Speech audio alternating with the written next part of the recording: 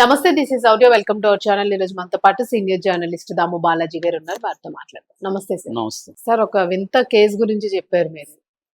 ఇద్దరు క్రిమినల్స్ ప్రేమించుకున్నారు, అలాగే కోర్టు పర్మిషన్స్ తోనే పెళ్లి కూడా చేసుకున్నారు అని. సో అసలు అంటే ఇంకా వాళ్ళు జైల్లోనే ఉన్నారా, బయటకు వచ్చారా, అసలు అసలు ఏంటి ఇప్పుడు వాళ్ళ సిచ్యువేషన్? ఎవరు? ఇది ఒక ఇంట్రెస్టింగ్ లవ్ స్టోరీ అండి.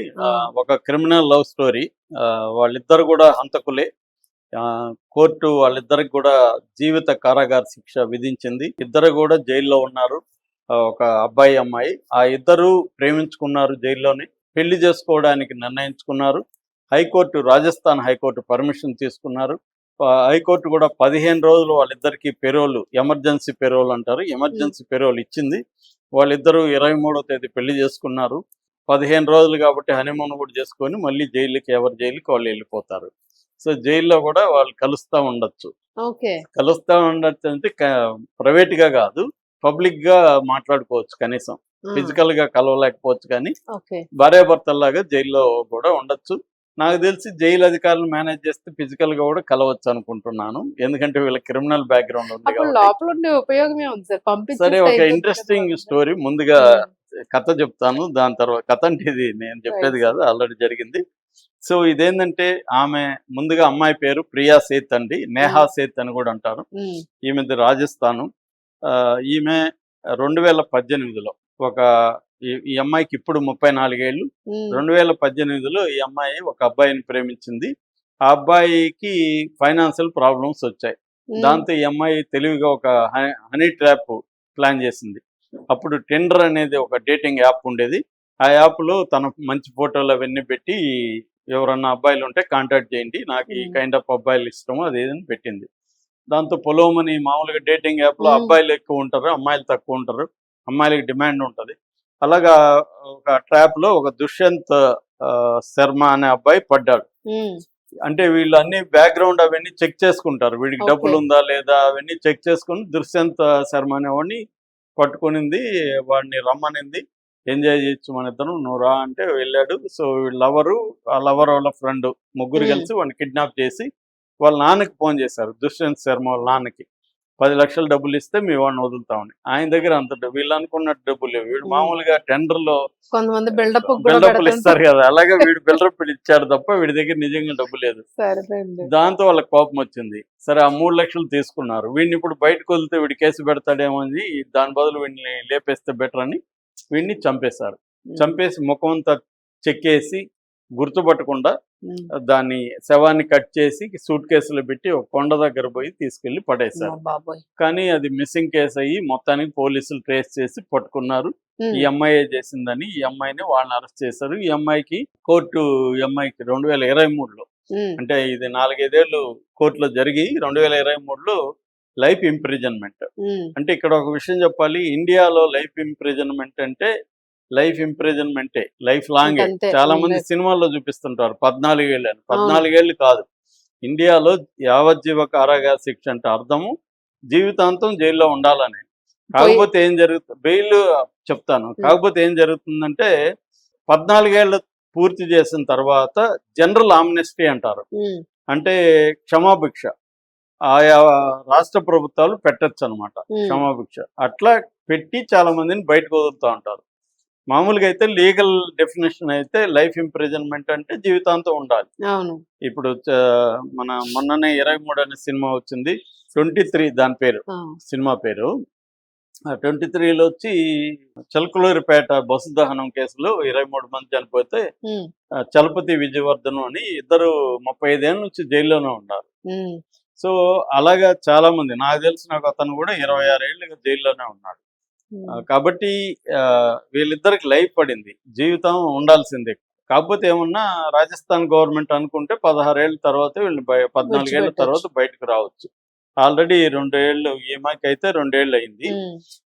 సో ఇది ఈమె స్టోరీ. ఇతని స్టోరీ ఏంటంటే, ఇతని పేరు హనుమాన్ ప్రసాద్.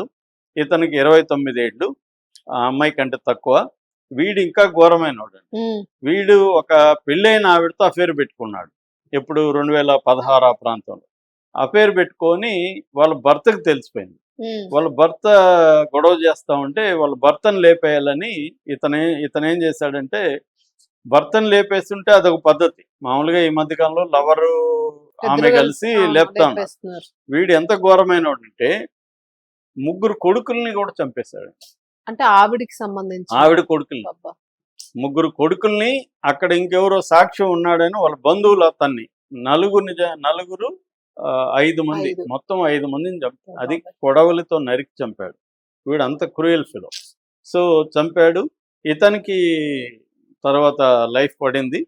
ఇద్దరు కూడా రాజస్థాన్లో ఆ మధ్య ఓపెన్ జైలు కాన్సెప్ట్, ఇక్కడ కూడా మనకు కూడా ఓపెన్ జైలు కాన్సెప్ట్ ఉంది. అలాగే రాజస్థాన్లో ఓపెన్ జైలు కాన్సెప్ట్ ఉందన్నమాట. 31 ఓపెన్ జైళ్ళు ఉన్నాయి రాజస్థాన్లో. అలాగా వీళ్ళిద్దరిని ఓపెన్ జైల్లో పెట్టారు. ఓపెన్ జైల్లో ఏం చేస్తారంటే చాలా విశాలమైన ప్రాంతంలో జైలు ఉంటుంది. అక్కడ పంటలు, తోటలు ఇవన్నీ కూడా పండిస్తారు. ఇవన్నీ ఖైదీల దగ్గర పనిచేయిస్తారు. సో అక్కడ ఏంటంటే నేచురల్ గా ఉంటాయన్నమాట, ఆర్గానిక్ గా పండిస్తారు. అవన్నీ ఆ ఉత్పత్తుల్ని జైలు బయట కూడా అమ్ముతారు. ఇక్కడ కూడా మనం చర్లపల్లి ఇక్కడంతా కూడా అమ్ముతారు. అలాగా వీళ్ళు అమ్మారనమాట. నేను ఆ మధ్య చల్లపల్లి జైల్లో ఖైదీని చూడడానికి నేను ఫ్రూట్స్ తీసుకెళ్తే అతను నాకు ఫ్రూట్స్ తీసుకొచ్చి అతను ఇచ్చాడు. మా జైల్లో పండినవి, ఇది ఇంకా మంచి ఫ్రూట్, నీవు తీసుకో అని. సో అలాగా ఉంటదన్నమాట. సో వీళ్ళిద్దరూ అలా కలిశారండి.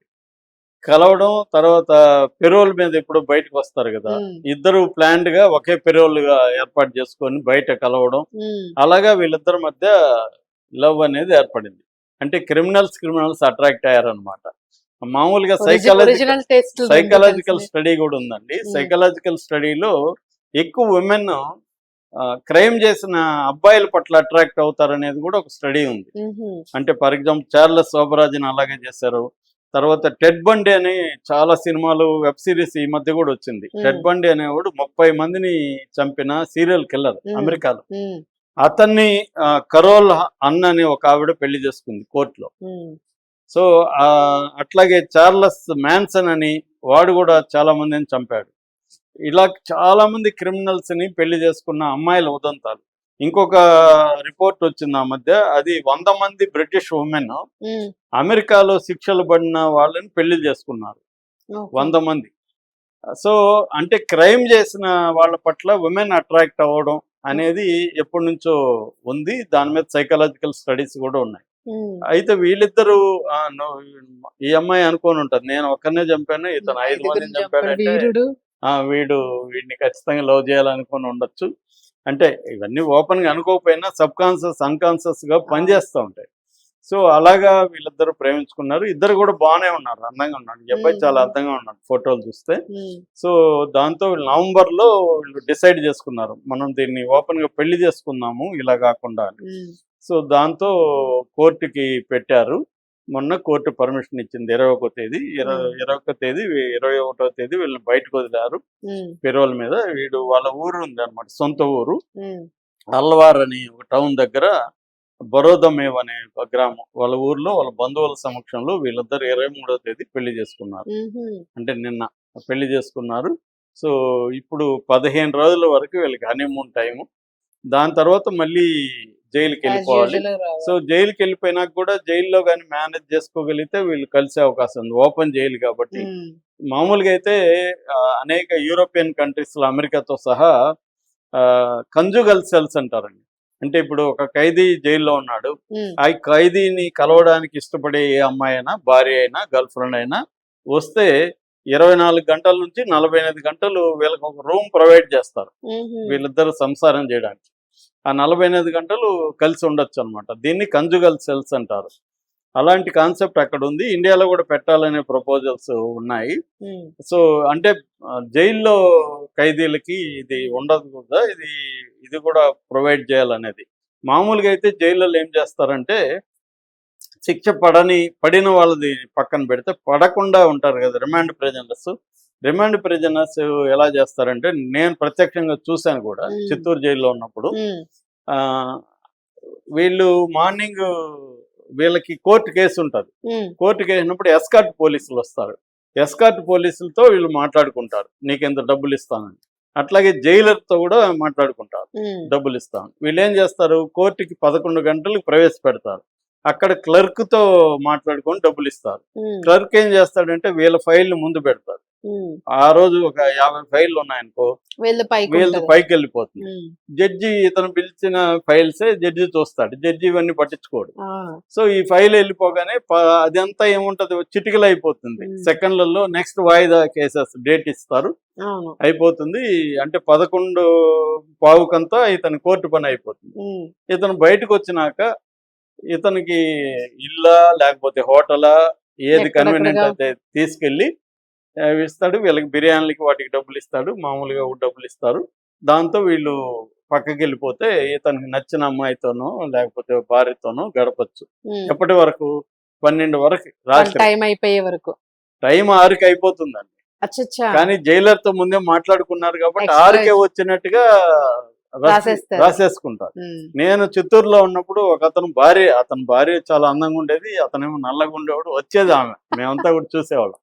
సో ఆమెతో రొమాన్స్ కోసం ఇతను వీళ్ళతో మాట్లాడుకున్నాడు, 12 వరకు ఉన్నాడు. కానీ ఇక్కడ ట్విస్ట్ ఏంటంటే వాడు పారిపోయాడు. సో పారిపోతే జైలరు 12 గంటలకి నా సెల్లుకి వచ్చాడు రాత్రి. సెల్లుకి వచ్చి, బాలాజీ గారు ఇలాగ జరిగింది, మీరు ఈ ఇష్యూ మీద గొడవ చేయకండి దయచేసి, మాకు కొంత టైం ఇవ్వండి సార్ అని నన్ను అడుక్కున్నాడు. సరే నేను చేయనులే అని చెప్పాను. దాంతో 2 రోజుల తర్వాత వాడిని పట్టుకొచ్చి పారిపోయినట్టు ఎక్కడ అనౌన్స్ చేయలేదు. ఆ రోజే దొరికినట్టుగా తెచ్చేసి వాడిని వదిలేశారు లోపల. ఇలాగా జరుగుతాయండి. సో అందుకని ఇవన్నీ తెలిసిన వాళ్ళకి ఏమవుతుందంటే మళ్ళీ ఎందుకు క్రైమ్ చేస్తారంటే they know how to manage the systems. So అట్లా వీళ్ళిద్దరు ఇప్పుడు క్రిమినల్స్ ఇద్దరు పెళ్లి చేసుకున్నారంటే వాళ్ళకి ఏదో ఒక ధైర్యం లేకపోతే ఎందుకు పెళ్లి చేసుకుంటారు? మళ్ళీ కలవ అనే ధైర్యం ఉండాలి. అసలు వాళ్ళు చంపి శిక్ష పడి కూడా ఎన్నో సంవత్సరాలు గడిచిపోలా, ఎన్నో సంవత్సరాలు గడవలేదు. అయినా ఇప్పుడు మర్చిపోయి మళ్ళీ ఫ్రెష్ మైండ్స్ తో లైఫ్ స్టార్ట్ పెళ్లి చేసుకున్నారు ఇద్దరు. సార్ ఇప్పుడు వీళ్ళకి ఎస్కోర్ట్స్ ఏమైనా అంటే పోలీసు వీళ్ళకి ఎస్కార్ట్స్ ఏమి ఉండవు. మామూలుగా అందరికి ప్రిజనర్స్ బయటికి తీసుకెళ్ళినప్పుడు గార్డులు ఉంటారు, వాళ్ళకి మేనేజ్ చేసుకుంటే వీళ్ళని కలవడానికి ఒప్పుకోవచ్చు. అది కదా సార్, ఇప్పుడు 15 days బయటకు విడిచిపెడతారన్నారు కదా. 15 days ఏముండదు, వాళ్ళకి జామీన్ అవన్నీ కోర్టు ద్వారా కాబట్టి. కాకపోతే వాళ్ళు పోలీస్ స్టేషన్ లో వెళ్ళి సంతకాలు చేయాలి. డైలీ గానీ లేకపోతే అది కోర్టు కండిషన్లు బట్టి డైలీ గానీ 3 రోజులకు ఒకసారి గానీ అలాగా వెళ్ళి, లేకపోతే వారానికి ఒకసారి గానీ వెళ్ళాలి. వాళ్ళ ఫోన్ నెంబర్లు, వాళ్ళ అడ్రస్ అంతా సంబంధిత పోలీస్ స్టేషన్ లో ఉండాలి.